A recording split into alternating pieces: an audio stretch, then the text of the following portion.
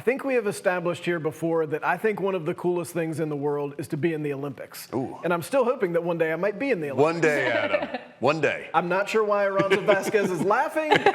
Perhaps it's because she's already been in the Olympics and done very well with Carolina diving. Aranza, thanks so much for coming by to tell us all about your incredible Olympicness. Yeah, thank you so much for having me. So in addition to being in the Olympics, which you were in 2020, you're also quite accomplished for the Tar Heels. So tell us a little bit about what's going on with Carolina diving first.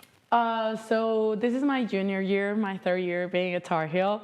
It's been really fun. My freshman year was really good. I got 2 first places at ACCs. I got 2 second places and a 6th place at NCAAs.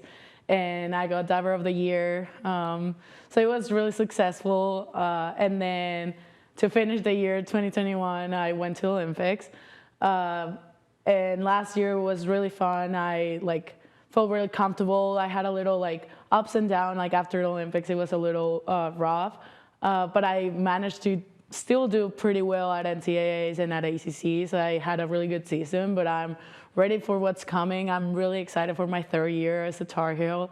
And I'm ready. I'm really excited for what's coming. Okay. There's 1 meter, there's 3 meter, there's platform. You do all 3, right? Yes.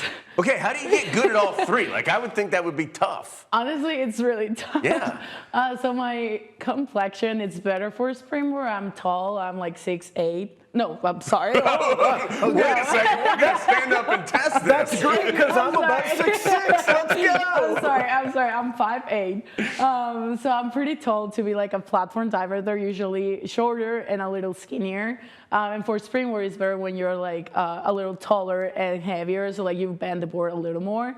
I still managed to do both of them, platform and springboard. I have a little easier list on 10 meter. But yeah, my specialty, I would say, is the springboard. It's so much fun.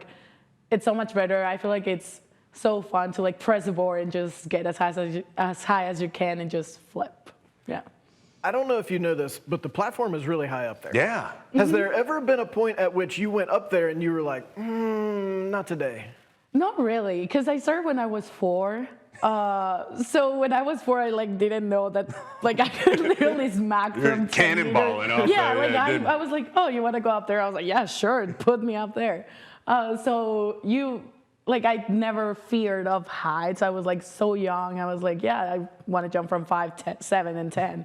And now I've done this dive so many times. I've been up there so many times that I've never had that I don't want to do it today. My dives are easy compared to other divers.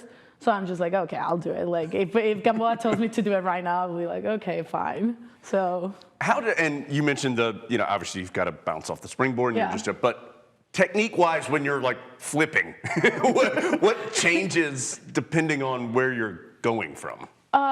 So springboard, I think springboard is easier because you have the help of the board. Sure. So when you jump, your hips get faster, higher up. Instead of platform, it's just you have to do everything, and you have to put your hips up, you have to throw your body. So technique-wise, I feel in the board you have to wait a little more of the help of it, and then on platform it's more okay, go, because you don't have time, you have to go fast. Yeah. I have learned a lot of diving lingo from watching diving in the Olympics. Yeah. So I know that it is key. You've got to rip the dive. Yes. Yeah. You don't want a lot of splash. Do you know as soon as you go in, I nailed that? Or do you have to go back and watch it again oh, that wasn't as good as I thought? Usually you can tell when you did a pretty good dive, but sometimes, especially on platform, you feel that was the worst dive of your life, and then you get out and Gamboa is oh my God, that was 10. And I was oh, perfect. Yeah, I knew it the whole time. Yeah, and then sometimes it's the other way around. I land and I'm oh my God, I ripped that, and then it's the biggest splash I've ever done. Yeah, so you can pretty much tell, but sometimes it's the opposite of what you think. Okay, I have another question. What's with the rinsing off? You come out of the water. Yeah, immediately. Then you rinse off right away with water. Yes. What's the point of that? The showers are usually warm. So for us, it's for swimmers, it's a little more of they cannot be as warm, or their muscles cannot be as relaxed, because then I really don't know exactly how it works, but I know they have to be a little colder. But us, like if we're cold, our bodies are so rigid that it's harder for us to like jump or like pike. Like it's just harder. So the showers are warm. So we just get in, kind of relax a little, and then like we're ready. Okay, Olympics. We talked about it at the beginning.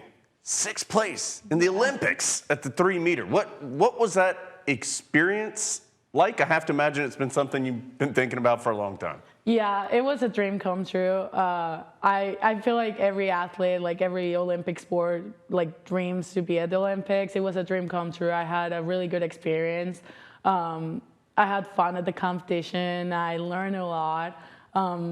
It was just an overall great experience. I couldn't believe that I was like diving with Olympians and like talking to them. Like I was talking to some of the Canadian divers that I like saw growing up, and I was like talking to them, and like at one point I was like, I cannot believe I'm talking to you, and they were like, why? I was like, because I saw you on TV, like you are the Olympian. So it was a crazy experience, but it was really, really fun. Where do you, sorry Adam, where do you want to go from there? Like you've made it, you were at the Olympics, you finished really well. I mean, obviously I know you'd love to get the gold, but what's the next step? So now it took me like all of last year to kind of figure out what I wanted to do after the Olympics. Like I went through like this like down path. I was like, okay, like I already got there. Like, why do I have to keep practicing? Like, what's the point? And then like now I feel a lot better. I really want to have a really good season like I did my freshman year. Like break my records, go to NCAAs. I really want to like win NCAA, so that's the goal this year. And I'm pretty much focusing first on this part because we're gonna be done for like with season like March, and then after that we have competitions all like looking forward to the Olympics. So like we have Pan Am, Central American Games, we have World Champs. Like there's a lot of things that like I'm gonna focus on them. But the goal is to go again to the Olympics, and I want to get like a better place and like maybe fight for the medal. You think you're excited about talking to Olympians? Imagine how excited we are. We're talking to an Olympian right now, too. Now, so you're from Mexico. Yes. What was the path that led you from Mexico to Chapel Hill? So my parents pretty much always told me and my brother that like with diving and like good academics, we were always pretty good at school. With academics and diving, if we kept like having that same path and like keep it going with our diving career and academics, we could like go study to like another country if we wanted to, like not specifically the US, but we always had like in mind the US because like they have a really like athletic program and like the opportunities to like still have academics and then like be the best at your sport. So it was always in our mind like, okay, like maybe it's an idea. Then 2018, for the Youth Olympic Games, I didn't go. There was like there was something going on in Mexico, so like I didn't go. And then I was like pretty depressed. I was like, okay, like I don't want to keep diving. And then Gamboa, he was in Mizzou in 2018. He reached out to me. He was like, okay, you want to come to a recruiting trip? Like, would you be open to come to the States? I was like, yeah, sure. And then 2019, he transferred to Carolina, and he was like, okay, come here, see the team. We're like giving you this and that. And like, I really love the team here. I love the school. And here I am, yeah. All right, last thing. We're only got like a minute. Early mornings for swimmers and divers, right? Like, how do you do it? How do you start so early, so consistently? For the swimmers, to be honest, it's worse for the swimmers. They wake up at like 5:30. Yeah. They have to be at the pool before 6. For us, it's pretty much the same. Today, our practice was at 6:45. And it's kind of hard to like start flipping at 7 a.m. Yeah. Like having to be like stretchy and flexible at that time is like pretty hard. But at the end, like you wake up early, you worked out, then you go to your classes. You're probably gonna be tired, like depending on the day, depending on like homework and stuff, you're probably gonna be tired all day. But it still pretty much makes you feel like productive. But yeah, you kind of get used to it. Like I've been doing it like now for 3 years, like waking up early in the morning, having either like weights or practice and dryland and stuff. So by now I'm pretty much used to it. Thanks for joining us. Thank you so much for having me.